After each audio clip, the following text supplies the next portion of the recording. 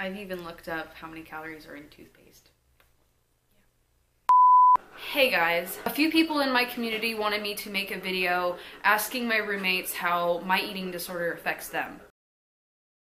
I'm going to be asking him the questions that you guys sent me.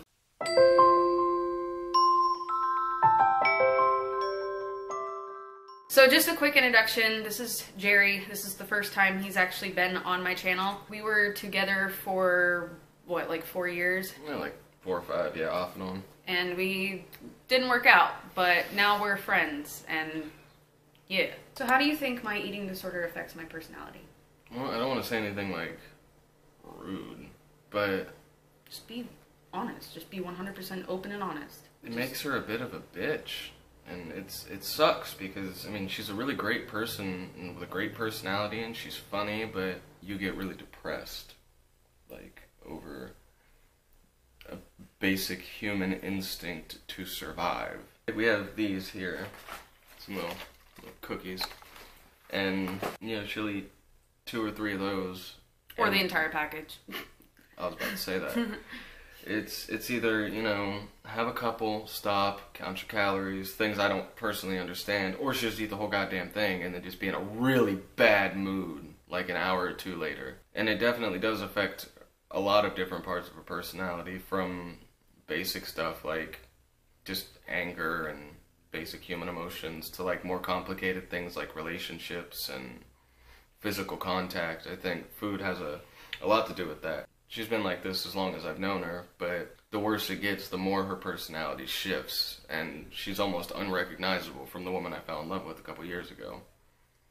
And it's scary to watch from the outside. I mean, I myself have post-traumatic stress disorder, but it doesn't affect my personality. And so it is really scary to see someone with something that's such a devastating disease to have, and then how it like really affects everything, even her logic. I mean, she'll go so long without food that she can't think properly or act properly because the body just doesn't know what to do. It's in survival mode all the time. I can't imagine what it's like to live like that, to wake up and have that feeling in your head.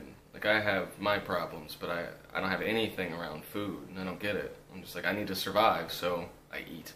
I want you to tell them your perspective when you eat my food. How do I respond? When she eats too much, she gets really fucking depressed, and like it's very hard to deal with because she'll just lay in bed or be mean to me or her roommate. She's just rude. So sometimes when I eat that much, I do it intentionally. I'll eat like 3 pieces of pizza instead of 2 so that she doesn't eat all 4, and then that's like 1 slice less of anger, I guess. It's not just that she gets angry, she gets hateful. She acts as if she hates me, and it can put a strain on us, because I have a bit of a temper myself, and when she starts yelling at me and, well, being kind of bitchy, it can really affect our dynamic as we try to work out all the problems we've had in the past. It's really hard to do that when she's in a really bad mood over a piece of pizza. I said something like that the other day, and it really didn't occur to me how much that would be triggering. I said that it was a stupid thing to be mad at me about.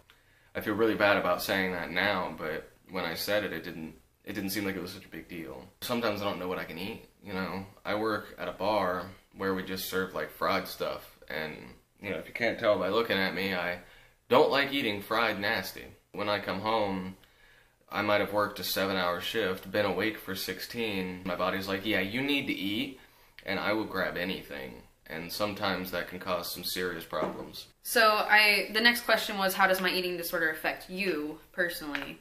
But you kind of already answered that. How do you recognize when I'm having an eating disorder episode? Well, she says things that really affect me, and I don't think she realizes how much it affects me. She'll grab what she thinks is fat and say just horrible things about herself. And I can usually tell when she's feeling a certain way, because I think she looks great, and then she'll just grab her stomach and like jiggle it, and I'm like, yeah, of course you're gonna look fat when you relax and then shake yourself up. I look fat, and I'm like 120 pounds. There are some days she'll just pour herself a bowl of cereal and eat, and other days I hear her getting the scale out and weighing everything. Like, sometimes I don't know how to respond to it, but I can tell. that she's having a problem, but her episodes aren't just anorexic. It's not like, oh, she just isn't eating now. Sometimes she'll binge, and she'll get like a pizza or get these cookies and just eat and eat and eat and eat. And it's just really unhealthy, but I can usually tell just by her mood and her behavior. She's usually a pretty bright, beautiful person.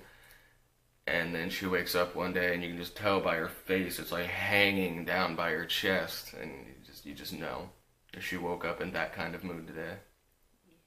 So is living with an eating disordered person triggering? It can be a little triggering sometimes because I don't eat just because of depression. I've struggled with food my whole life. Not really because like I have any particular mental problem, but because of the environment that I grew up in, I struggled to get control over anything.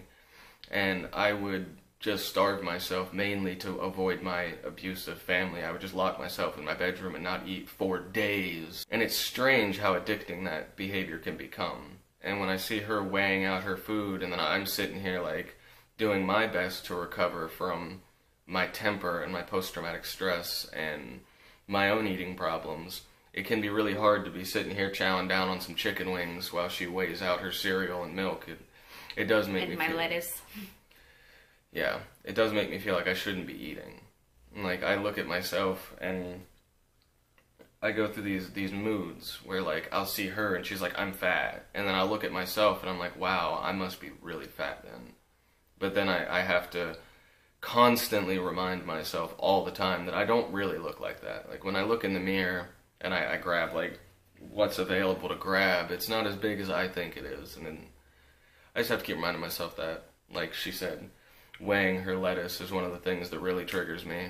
How does my eating disorder affect your mental health? The eating disorder itself doesn't, but when she gets in her violent or borderline abusive moods, that can really affect my mental state. Even a couple years ago when like it wasn't really even a problem, there would still be days where she would just like think everybody was out to get her, and it mostly had to do with food. She just ate a whole sleeve of cookies. So now she needs to bitch about the dishes and the floors and the cats and the cat bowl and where I put my clothes, and it can get me to a point where I'm shouting, and I don't want to, but I'm just like, shut the fuck up. I don't want to be like that, and it can affect me a lot sometimes. So this person said, I would ask them if they find the behaviors uncomfortable or if it in any way annoys them. My friends get annoyed and become uncomfortable when I refuse food and don't eat with them. Man, that's bullshit. Well, no, I don't get uncomfortable. Well, it's not her choice. If it were a choice, then... But it's not. And, you know, I want you guys who don't have the eating disorder to understand when you're like, should I be anorexic? Like, it doesn't work that way. Because it's a disease. And, you know, it would be wrong of me, like it would be morally reprehensible for me to get uncomfortable or agitated about a disease. It's not something she can control.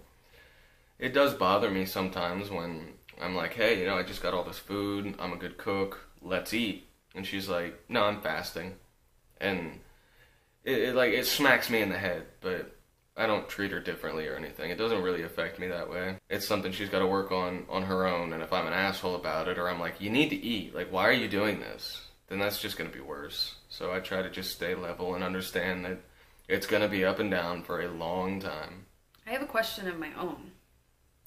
How do you feel when I fast for a long period of time? I really don't like it. It's not safe, and it's not healthy. One of the biggest things about you is that you want to lose weight. You want to be small, but that you don't get there by fasting and starving yourself. Just scientifically, biologically, that's not how it works. The body will survive.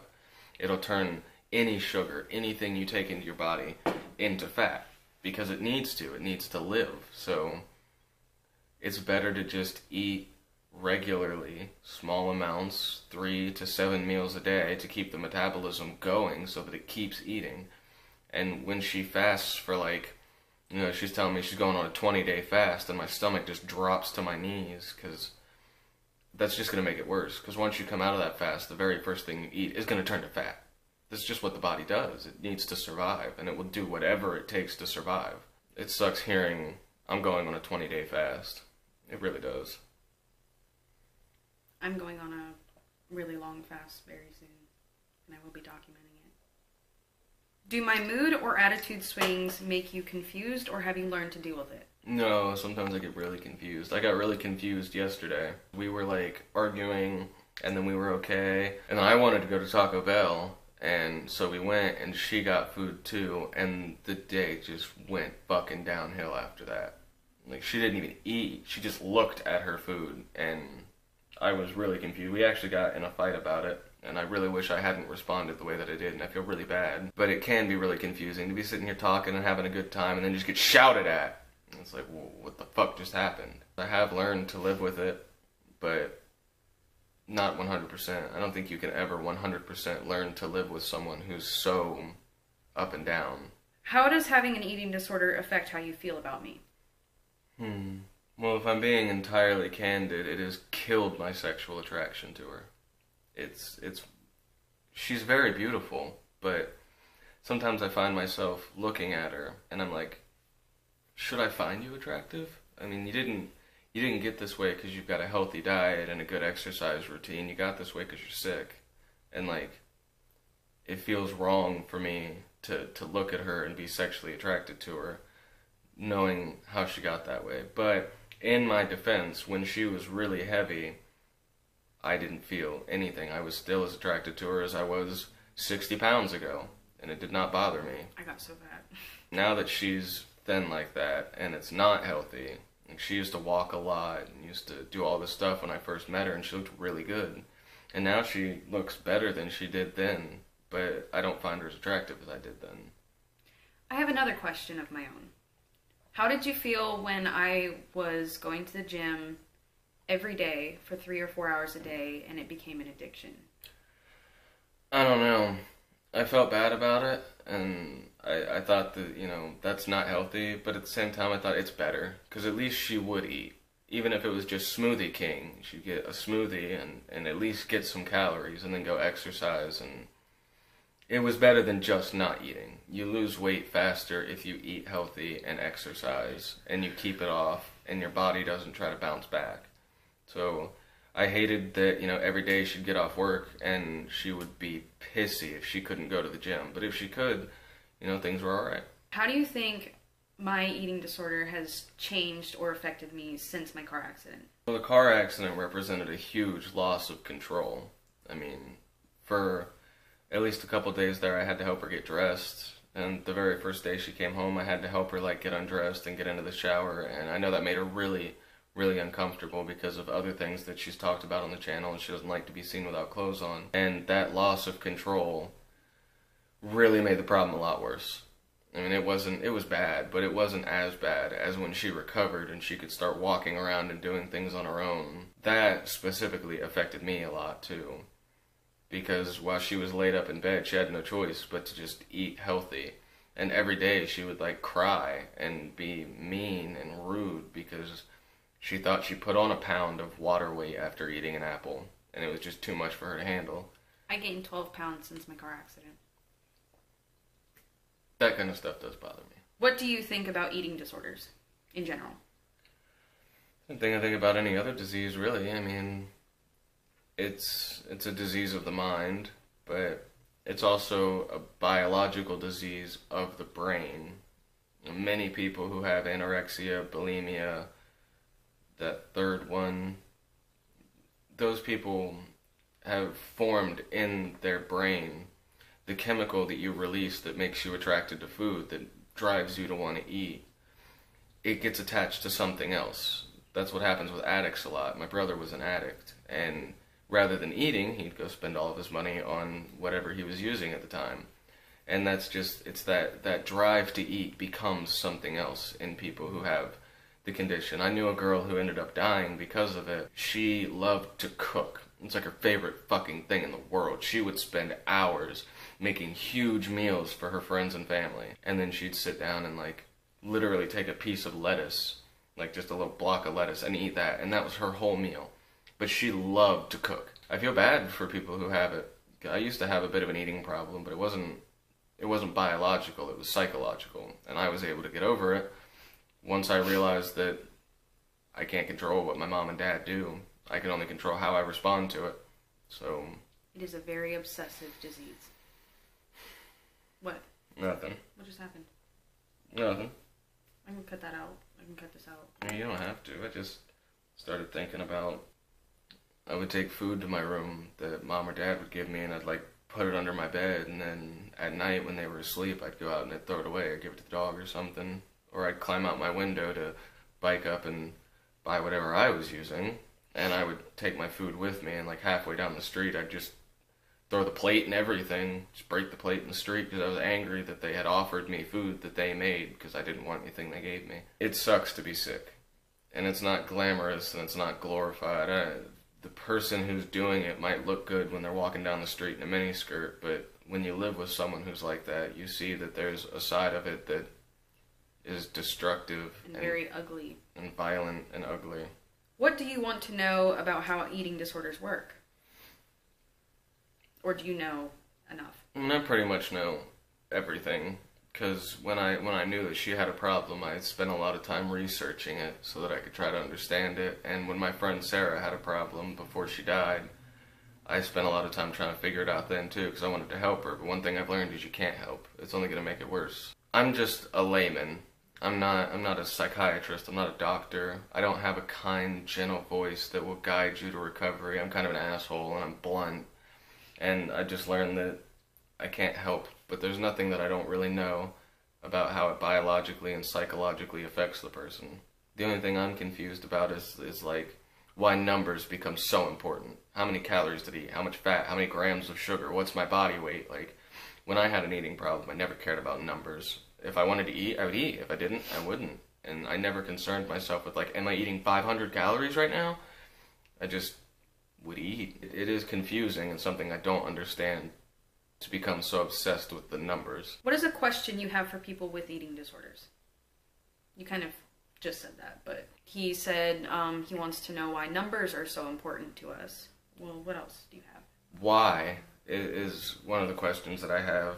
And I know, of course, it's psychological, it's biological, it's something you can't control, but at the same time, when I had control problems, I usually did other things. Like, I had a very violent temper. When I felt like I was out of control, I would use violence and aggression to regain control by showing everybody that you don't want to fuck with me. Don't push me. I don't understand why people translate that to food so much. Like, why do you want to control something that's killing you?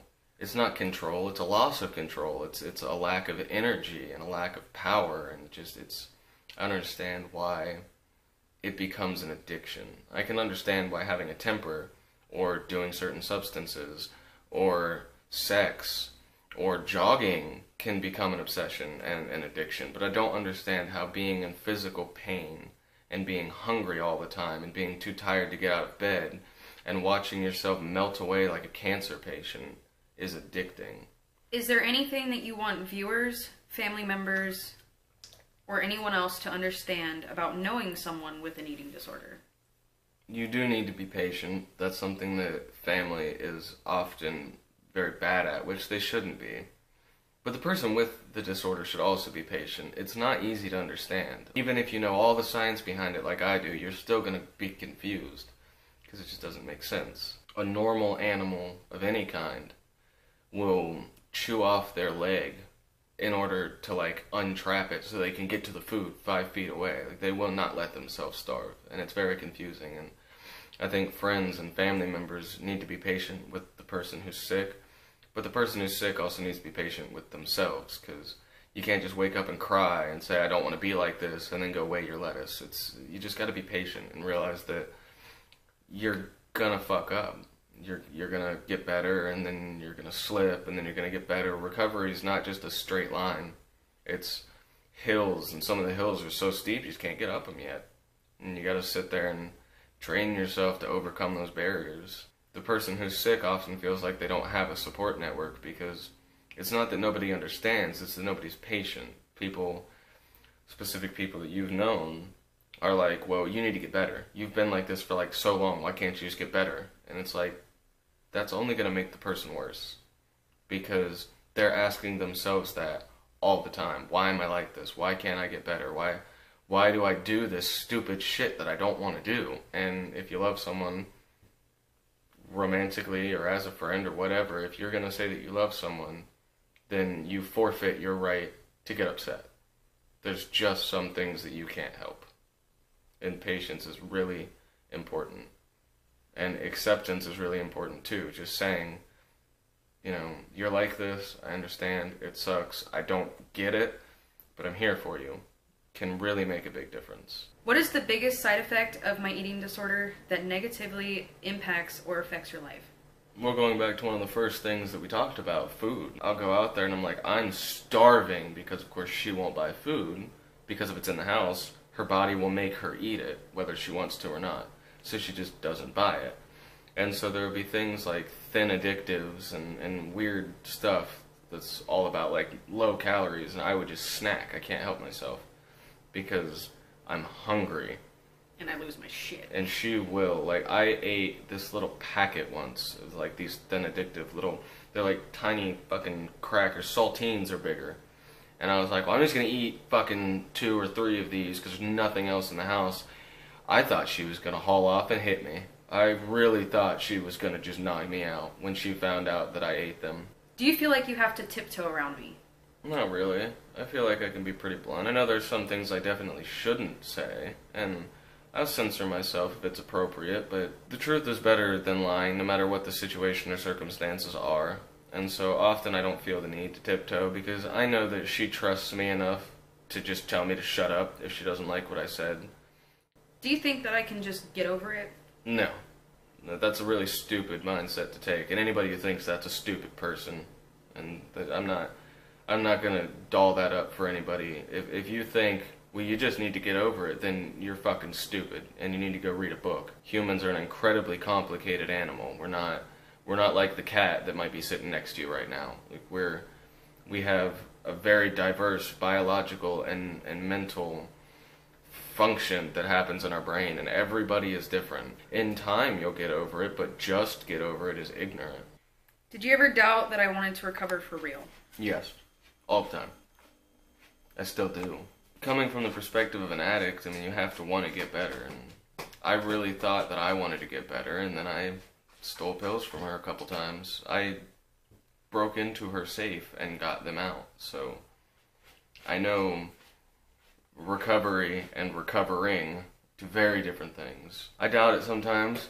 I think that the addictive behavior reinforces itself, so it's like, well, I like it. I feel better this way.